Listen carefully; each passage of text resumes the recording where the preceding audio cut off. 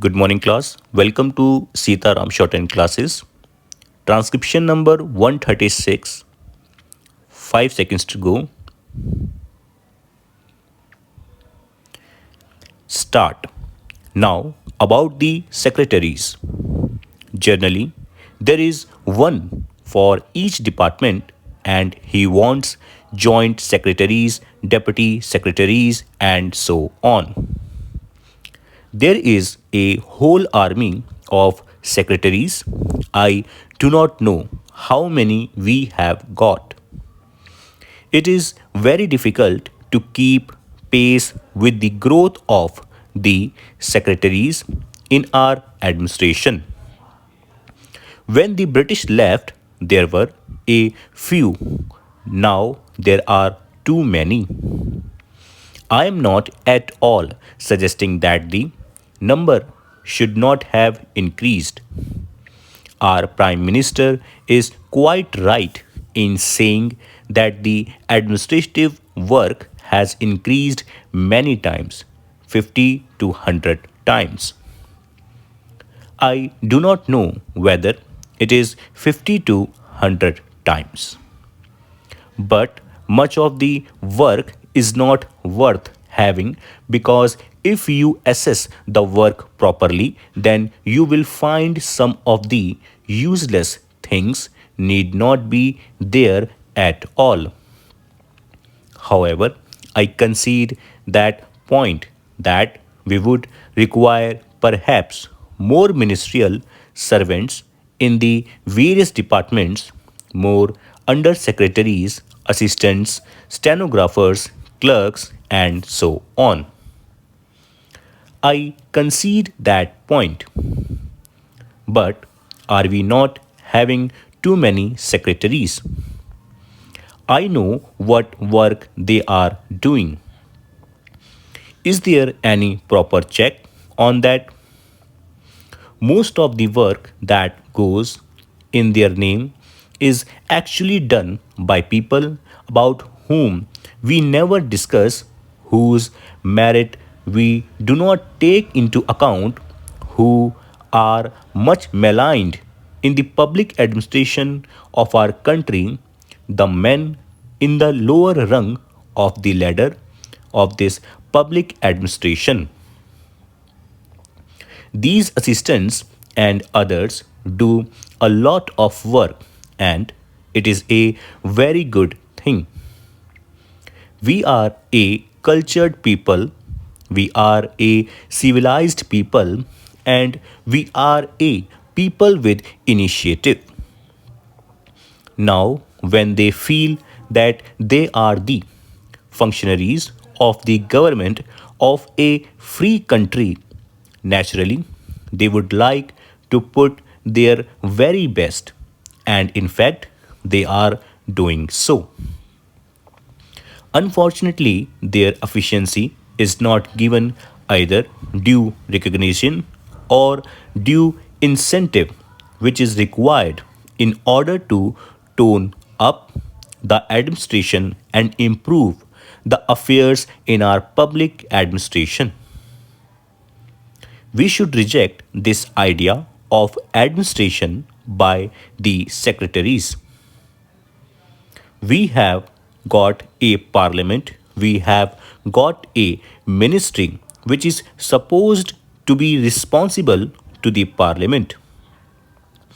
Howsoever, irresponsibly at times it may behave constitutionally, it is supposed to be responsible to parliament. And then we have got a big administrative set up of the government of India. There are people of efficiency, people who are not recognized, who nevertheless discharge their duties efficiently. We want to improve the pace of the administration. We want to democratize our administration. That is the crux of the problem. You cannot have initiative and efficiency until you have our administration democratized. There is bureaucracy, there is soullessness at every point in our administration. I do not know how many of you have talked to the secretaries of the various departments. I have talked to some of the secretaries, but sometimes I feel as if I were talking to the useless persons. One does not see any reaction on their face. I feel that it is a machine that I am talking to. It depresses me, and I'm sure many other people also feel depressed. So, all these secretaries of these departments have to be democratized and they should be responsive to criticism and to the wishes of the public. It all depends on how you talk to the public, how you listen to them, what you gather from what the people say. Not that always they say the right things, but sometimes they say very good things, and such things should be properly gathered. This is not done. Therefore, what is of vital importance of us for improving the public administration in our country is to democratize the administration and do away with the bureaucratic cold bloodedness that exists in our public administration today. That is of vital importance. I stress it again and again because the crux of the problem lies there. Initiative has to be developed at the lower level by entrusting more responsibilities to the lower officials and by giving recognition to their services and also making it easy for them to work. Their conditions of service have to be improved. Their emoluments must be made adequate to make their life worth living. All these things are important for improving our public administration. As far as the public undertakings are concerned, I am totally opposed to the bureaucrats or representatives of the big money being placed in positions of authority in public administration.